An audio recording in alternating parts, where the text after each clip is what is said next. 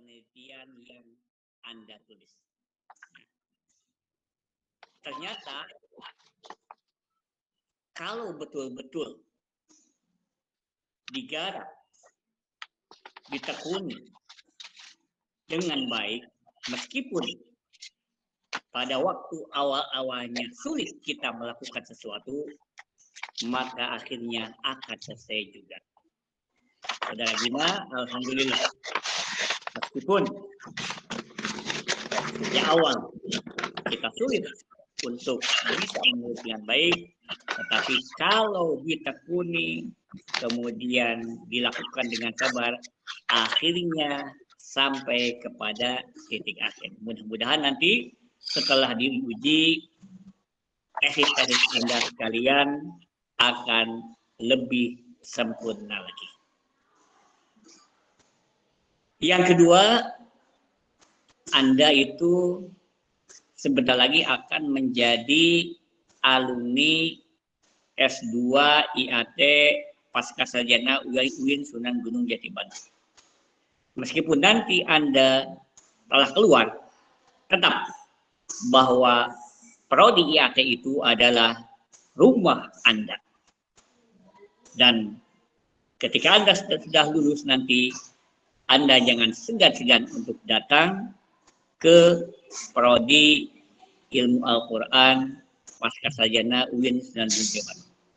Mudah-mudahan apa yang telah ditulis Anda itu menjadi karya monumental bagi Anda.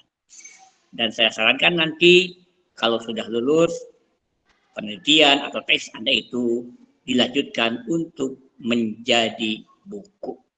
Itu barangkali yang bisa saya sampaikan. Mudah-mudahan semuanya diberi kelancaran oleh Allah Subhanahu wa Ta'ala.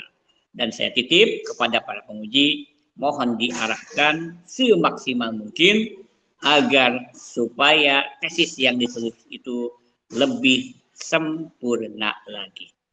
Sekali lagi, selamat kepada Anda semua dan mudah-mudahan apa yang telah Anda tulis itu dan telah Anda lakukan itu termasuk ke dalam kerangka pengabdian kita kepada Allah Subhanahu wa Ta'ala. Selamat kepada semuanya. Mudah-mudahan diberikan kelancaran oleh Allah Subhanahu wa Ta'ala. Wallahul muwaffiq wal musta'an. Wassalamualaikum warahmatullahi wabarakatuh. Waalaikumsalam warahmatullahi wabarakatuh.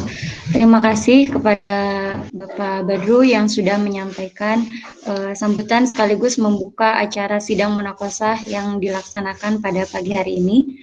Untuk selanjutnya, karena di sini ada dua majelis, ada majelis A dan majelis B, dan sudah ada dua link yang sudah dikirimkan tadi malam. Silahkan untuk majelis B, peserta di majelis B untuk live Google Meet di link ini dan masuk ke link kedua.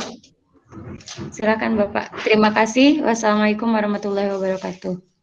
Bu Ella, Bapak Widinya juga ada acaranya. Oh, mengapa? Mohon mangga Ya. Sok, selamat kepada semuanya ya. Ya, Prof. Lancar insyaallah ya. Ya. Terima kasih. Bapak Widi bisa nanya. Ya. Ya, assalamualaikum warahmatullahi wabarakatuh. Waalaikumsalam warahmatullahi wabarakatuh.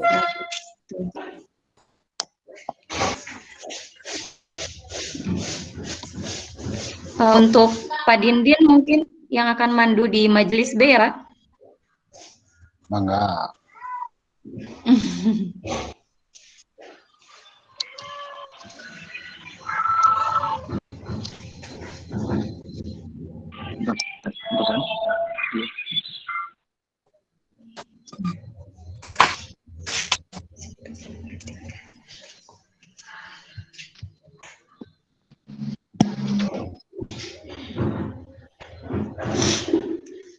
Ini baru 4 orang ya mahasiswanya. Satu lagi belum masuk.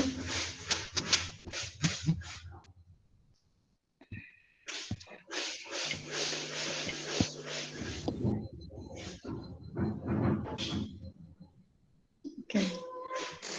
Untuk teknisnya mungkin peserta sidangnya dipanggil satu orang saja ya Pak. Nanti untuk peserta yang lain bisa live Google Meet dulu. Nanti setelah selesai peserta pertama dilanjut ke peserta kedua. Ya, Pak Dindin masih di sini. Sudah ada. Mohon izin juga Pak, ini ada mahasiswa yang Wah, ini dua laptop ya. Di kampus Neng Ella. tetap di rumah Pak. Oh, Di bergaung rumah Pak. dua kali ngobrolnya. Berulang. Terdengar Pak? Terdengar. Nah, berarti tinggal siapa Pak Lulu yang belum masuk Pak, itunya pengujinya Pak Asep ya, Ahmad Fatur Rahman. Pak Asep sudah hadir, Pak Ade sudah hadir. Ya. Oh, siapa tuh? Waalaikumsalam. Aduh, alhamdulillah namanya tepang ya, Abdi kumaha. Di sini ya, namanya kena menawi. Ya. Langsung. Mohon izin Bapak, ada mahasiswa yang mau ikut ini nonton. Oh ya silakan. Untuk menghadiri sidang. Jadi peserta yang tadi sudah disampaikan, peserta sidang satu orang masuk Google Meet-nya. Untuk mahasiswa yang akan ikut gabung melihat sidang munakosa ini, mungkin saya akan dipersilakan untuk masuk gitu, diizinkan untuk masuk.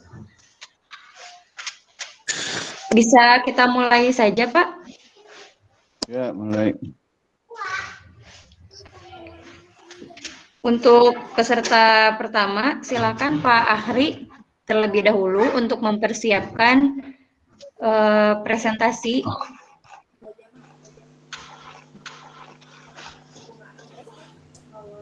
Sudah siap Pak?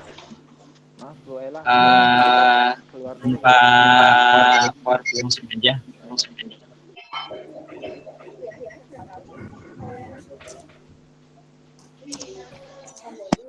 Langsung Teh?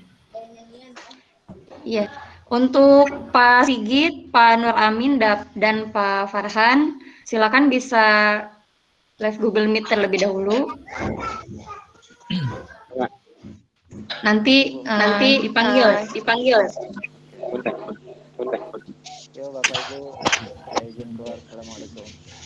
Waalaikumsalam.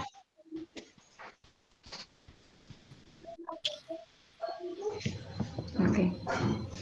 Mangga, silakan kepada Bapak Ahri untuk mempresentasikan hasil penelitiannya. Sebelumnya cek suara dulu Teh, apakah suaranya terdengar jelas, Teh Ella? Iya, sudah terdengar. Bismillahirrahmanirrahim. Assalamualaikum warahmatullahi wabarakatuh. Waalaikumsalam warahmatullahi wabarakatuh. Alhamdulillah, nahmaduhu wa nasta'inuhu wa nastaghfiruh wa na'udzu billahi min shururi anfusina wa min sayyiati a'malina. May yahdihillahu fala mudhillalah wa may yudlilhu fala hadiyalah. Asyhadu an la ilaha illallah wahdahu la syarikalah wa asyhadu anna Muhammadan abduhu wa rasuluh. Allahumma shalli wa sallim wa barik ala sayyidina Muhammad wa ala alihi wa ashabihi wa man tabi'ahum bi ihsanin ila yaumiddin. Subhanaka la ilma lana illa ma 'allamtana innaka antal alimul hakim. Rabbi shrah li sadri wa yassir li amri wahlul 'uqdatam min lisani yafqahu qawli. Amma ba'du, yang saya hormati dan saya muliakan Ustaz Dr. Haji Asep Ahmad Fatur Rahman, LCMAG, yang saya hormati Ustaz Dr.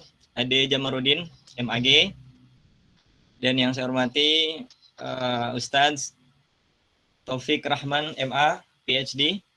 Alhamdulillah, Ustadz senang sekali bisa bersilaturahim dengan para guru, dengan dosen, para doktor di kampus UIN Sunan Gunung Jati ini. Izinkan saya untuk memperkenalkan diri terlebih dahulu, Ustadz.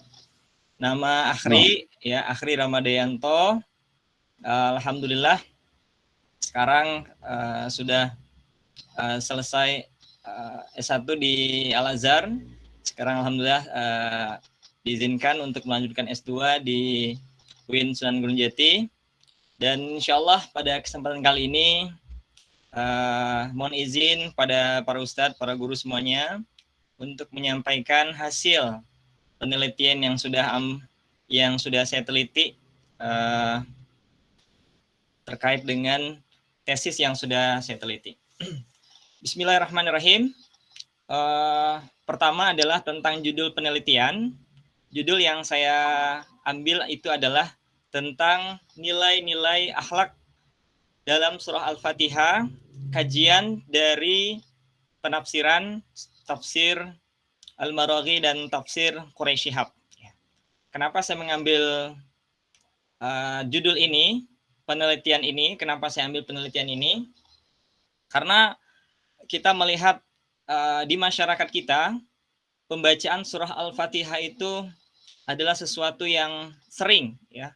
Banyak amalan-amalan yang dilakukan oleh masyarakat kita, terutama surah Al-Fatihah, ya.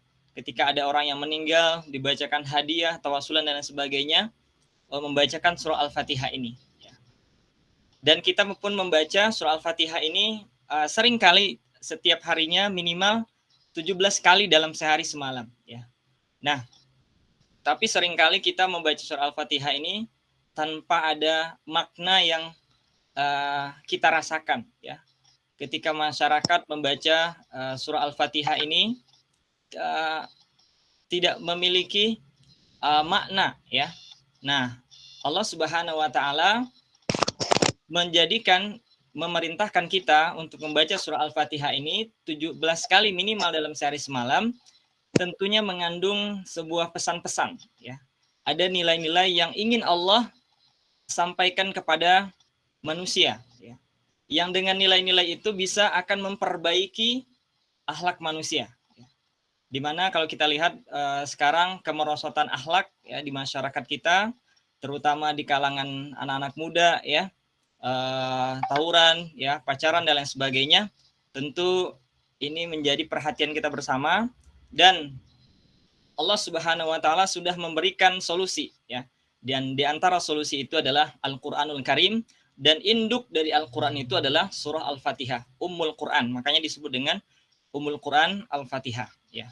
Maka dari judul penelitian ini setelah saya teliti, ya, dengan mengkaji tafsir Al-Maraghi dan tafsir Quraisy Shihab, yang dimana tafsir Al-Maraghi dan Quraisy Shihab ini adalah bercorak adabul ijtimai, ya, sosial kemasyarakatan. Jadi lebih banyak membahas tentang kemasyarakatan, ya. Oleh sebab itu, setelah dikaji dan penelitian dan mengambil sumber-sumber dari kitab tafsir dan mengambil dari buku-buku yang sudah membahas terkait dengan surah Al-Fatihah ini, ada banyak buku yang membahas tentang surah Al-Fatihah ini, diantaranya adalah buku Ustaz Bayi Arifin yang judulnya Samudra Al-Fatihah, ada bukunya Dr. Haji Dr. Hebni Harjani MA, ya, yang membahas tentang surah Al-Fatihah ini, ya. Maka setelah dikaji, diteliti, ada 7 nilai, ya. 7 nilai atau akhlak yang didapatkan di dalam surah Al-Fatihah ini. Yang pertama adalah dari ayat yang pertama, Allah Subhanahu wa taala berfirman Bismillahirrahmanirrahim, ya. Nah, Dr. Quraisy Shihab menyebutkan ketika kita menyebutkan Bismillahirrahmanirrahim ini maknanya adalah aku memulai aktivitasku dengan mengucapkan nama Allah Subhanahu wa taala, ya. Jadi orang yang senantiasa mengucapkan nama Allah Subhanahu wa taala di setiap aktivitasnya, maka dia akan merasakan muraqabatullah. Dia akan senantiasa merasa diawasi oleh Allah Subhanahu wa taala. Jadi tidak mungkin rasanya orang yang memulai aktivitasnya dengan menyebut nama Allah Subhanahu wa taala, setelah itu dia akan berbuat maksiat kepada Allah Subhanahu wa taala. Maka insya Allah ketika seseorang menyebut nama Allah Subhanahu wa taala dengan mengucapkan Bismillahirrahmanirrahim, maka insya Allah perbuatan yang dia lakukan adalah perbuatan yang diridhoi oleh Allah Subhanahu wa taala. Ini maka nilai yang bisa kita ambil dari ayat yang pertama ini, Bismillahirrahmanirrahim, ini adalah nilai-nilai religius. Artinya adalah seseorang itu senantiasa merasa diawasi oleh Allah Subhanahu wa taala. Keimanan kepada Allah Subhanahu wa taala. Ini dari ayat yang pertama. Kemudian ayat yang kedua, Allah Subhanahu wa taala mengatakan alhamdulillahirabbil alamin. Segala puji bagi Allah Subhanahu wa taala, Tuhan semesta alam, ya. Kalau dibahas ayat alhamdulillahirabbil alamin ini, bagaimana Allah Subhanahu wa taala yang sudah melimpahkan karunia, nikmat yang begitu banyak kepada manusia, ya.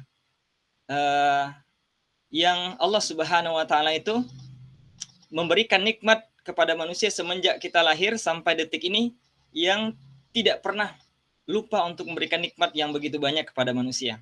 Oleh sebab itu Allah Subhanahu wa taala mengajarkan dalam ayat ini adalah untuk senantiasa bersyukur kepada Allah Subhanahu wa taala dengan mengucapkan kalimat alhamdulillahirabbil alamin.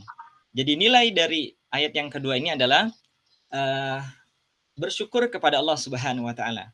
Yang ketiga adalah ayat Ar-Rahmanir Rahim, ya, yaitu yang Maha Pengasih dan Maha Penyayang, yang dimana Allah Subhanahu wa taala memiliki banyak nama. Namun di antara banyak nama Allah Subhanahu wa taala, nama Ar-Rahman dan Ar-Rahim ini adalah nama yang paling populer, ya. Nama yang sering kali kita sebut, Ar-Rahman dan Rahimnya Allah Subhanahu wa taala. Oleh karena itu Allah ingin mengajarkan kepada kita betapa Allah Subhanahu wa taala mencintai manusia. Allah mencintai para hamba-hambanya, ya. Dan dari ayat ini juga Allah ingin manusia itu memiliki sifat yang rahman, sifat yang berkasih sayang kepada manusia. Oleh karena itu nilai yang bisa kita ambil dari ayat Ar-Rahman Rahimnya Allah adalah dengan kita memiliki sifat yang sopan santun kepada manusia, saling berkasih sayang kepada manusia, lemah lembut kepada orang lain. Ini ayat yang ketiga. Yang keempat adalah ayat Allah Subhanahu wa taala mengatakan Maliki Yaumiddin, yang merajai hari pembalasan, ya. Ini Allah Subhanahu wa taala menyebutkan Maliki Yaumiddin adalah agar manusia itu senantiasa memiliki orientasi dalam hidupnya. Dan orientasi manusia itu adalah akhirat. Karena kehidupan manusia yang pada hakikatnya adalah kehidupan akhirat, ya. Maka untuk mencapai kehidupan akhirat yang lebih baik itu, maka seorang itu harus bekerja keras, harus bersungguh-sungguh dalam kehidupannya, ya. Untuk taat kepada Allah Subhanahu wa taala harus memiliki sifat kerja keras, ya, harus bersungguh-sungguh dalam taat kepada Allah Subhanahu wa taala, ya. Maliki Yaumiddin, orientasinya kita kepada akhirat, ya. Maka dari ayat ini kita bisa mengambil pelajaran, bisa mengambil nilai, yaitu agar senantiasa bekerja keras, agar senantiasa bersungguh-sungguh dalam taat kepada Allah Subhanahu wa taala. Karena tanpa kesungguhan kita tidak akan bisa taat kepada Allah Subhanahu wa taala. Kemudian ayat yang berikutnya, Iyyaka na'budu wa iyyaka nasta'in. Hanya kepada Engkaulah kami menyembah dan hanya kepada Engkaulah kami memohon pertolongan, ya. Maka Allah Subhanahu wa taala ingin mengajarkan kepada kita dalam ayat ini agar senantiasa beribadah kepada Allah Subhanahu wa taala. Bahwa manusia itu ditugaskan oleh Allah Subhanahu wa taala untuk menyembah Allah Subhanahu wa taala. Dan hakikat ibadah itu adalah ketaatan yang totalitas kepada Allah Subhanahu wa taala, yaitu merendahkan, ya. Hamba itu adalah merendahkan diri kita di hadapan Allah Subhanahu wa taala. Oleh sebab itu pelajaran yang bisa kita ambil dari ayat yang Iyyaka na'budu wa iyyaka nasta'in ini adalah senantiasa bersifat rendah hati, ya, agar senantiasa tidak boleh bersifat sombong dan lain sebagainya. Iyyaka na'budu wa iyyaka nasta'in. Kemudian ayat yang ke-6, ihdinas shiratal mustaqim, tunjukilah kami ke jalan yang lurus, ya. Yang dimana mustaqim di sini adalah agar seseorang itu senantiasa istiqomah di jalan Allah Subhanahu wa taala. Dan untuk istiqomah di jalan Allah Subhanahu wa taala, kita perlu konsisten, komitmen untuk bersungguh-sungguh di jalan Allah Subhanahu wa taala. Oleh karena itu, nilai atau pelajaran yang bisa kita ambil dari ihdinas shiratal mustaqim ini adalah senantiasa kita konsisten komitmen di dalam dakwah ilallah subhanahu wa ta'ala. Dan yang terakhir adalah siratal ladzina an'amta 'alaihim ghairil maghdubi 'alaihim waladdallin amin, adalah ayat yang mengajarkan kita agar senantiasa berintrospeksi diri, agar senantiasa bermuhasabah diri. Allah ingin mengajarkan, menggambarkan kepada kita tentang orang-orang yang sukses dalam kehidupan di dunianya, yaitu para nabi, para syuhada, para solihin, dan bukan jalan orang-orang yang dimurkai oleh Allah Subhanahu wa taala, orang-orang yang gagal dalam kehidupan di dunianya, yaitu orang-orang Yahudi dan orang-orang Nasrani. Oleh karena itu, pelajaran atau nilai yang bisa kita ambil dari ayat yang ketujuh ini adalah senantiasa berintrospeksi diri, belajar dari sejarah, belajar dari umat-umat terdahulu.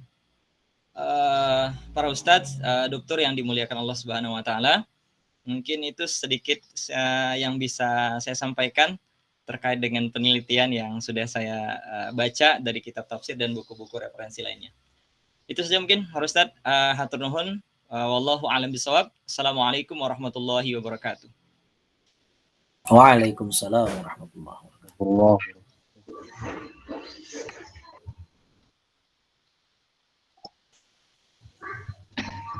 Silakan. Mau siapa dulu? Kalau di sini Pak Asep dulu. Silakan Pak Asep.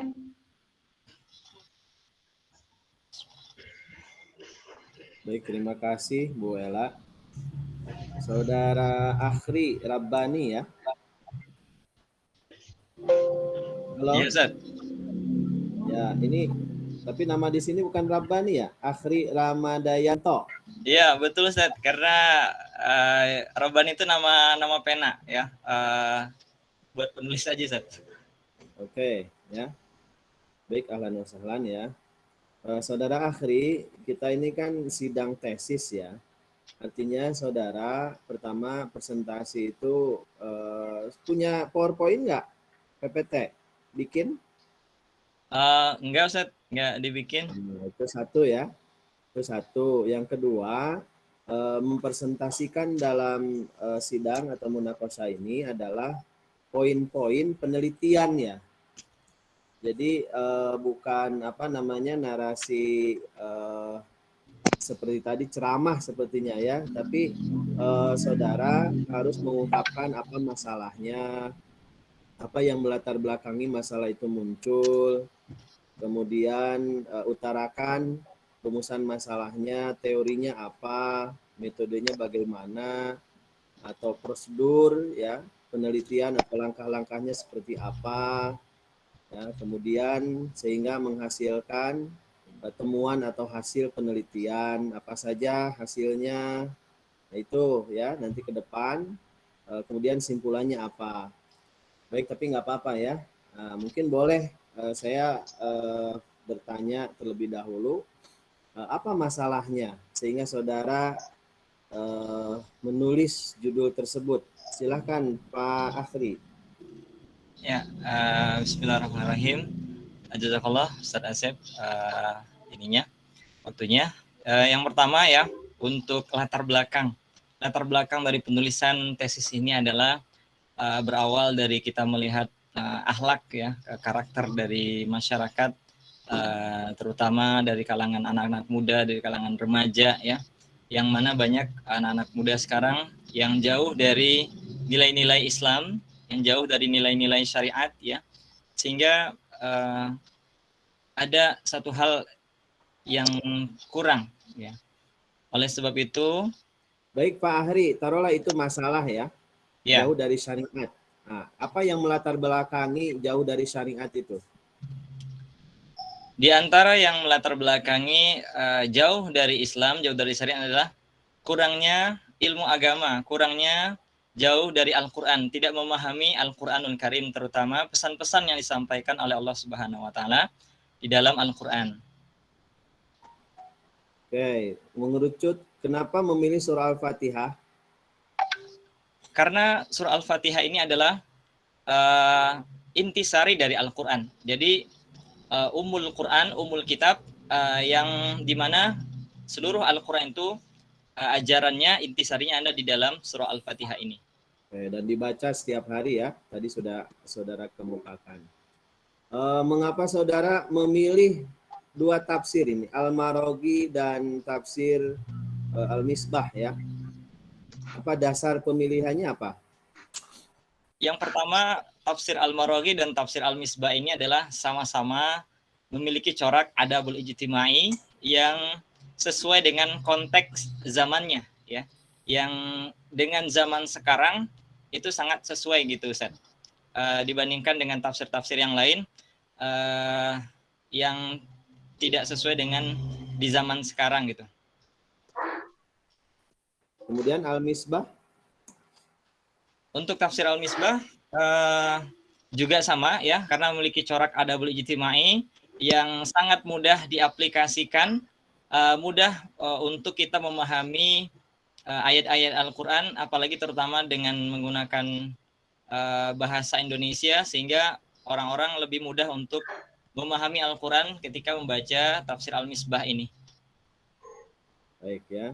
Pertama di abstrak itu saudara tidak mencantumkan kata kunci ya. Identitas di atas sudah ada, tapi identitasnya kurang lengkap ya. Biasanya dimiringkan ya judul. Nama, judul, kalau nggak salah ada tahun ya. Nanti dilihat kembali pedoman penulisan tesis yang dikeluarkan oleh pasca sarjana ya Pak Akhri ya. Baik, Ustaz. Itu dicatat ya, kata kunci di abstrak.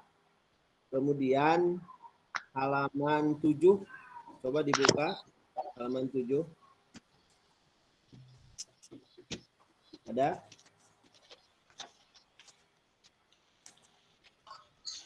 Sudah? Nah, halaman 7 itu 1, 3, berapa itu? Nggak ada nomor 2-nya ya. 1, 3, 4. Kemana nomor 2-nya? Atau Bapak cari-cari nggak ketemu itu? Halaman berapa, Ustaz? Halaman 7? Halaman 7 kan ada itu tinjauan pustaka. Ya. Nomor 1-nya ada. Itu apa namanya? Samudra Al-Fatihah kan? Ya. Kemudian loncat. Nah, nomor 2-nya mana nomor 2-nya? Sepertinya salah nomor, Ustaz. Oke, kalau begitu dicatat ya. Catat. Itu buku lepas atau penelitian, tesis atau disertasi? Kalau untuk yang buku Samudra Al-Fatihah, buku lepas, buku populer yang ditulis oleh Ustadz B. Arifin. Oke, kemudian kalau yang apa itu Al-Fatihah Qadir, apa itu? Sama ya, lepas juga? Iya, sama Ustadz, sama. Yang dari jurnal ada? Yang dari jurnal cuma satu, Ustadz, yang itu penelitian dari Ahim As-Sultani halaman 11. Baik. Itu aja ya? 3, berarti 3 ya? Iya, 3 Ustadz. Nah, mungkin begini, diutamakan jurnal terlebih dahulu ya, diperbanyak. Ya, sebetulnya nggak ada berapa-berapa, ya lebih banyak lebih baik begitu, menunjukkan bahwa wawasan kita lebih luas. Dan penyimpanannya jurnal di depan, dan itu harusnya ada tahunnya ya, keterangan. Jurnal misalnya tahun berapa, di jurnal apa gitu ya. Kalau ada webnya, tulis webnya, jadi berurutan. Jurnal, satu jurnal ya, lengkap dengan identitasnya. Kemudian yang kedua kalau ada disertasi, kemudian tesis, baru terakhir buku lepas. Kemudian diberikan juga ininya, apa namanya, analisis ya, analisis perbedaan dan persamaan. Ini kan sebetulnya sama dengan penelitian terdahulu yang relevan. Distingsinya apa? Perbedaan dan persamaan antara penelitian-penelitian tersebut, termasuk juga dengan penelitian yang Pak Akhri lakukan. Apa bedanya? Ini harus nampak ya. Tolong dicatat Pak Akhri ya. Ya, udah siap, sudah dicatat. Oke. Nah, kemudian di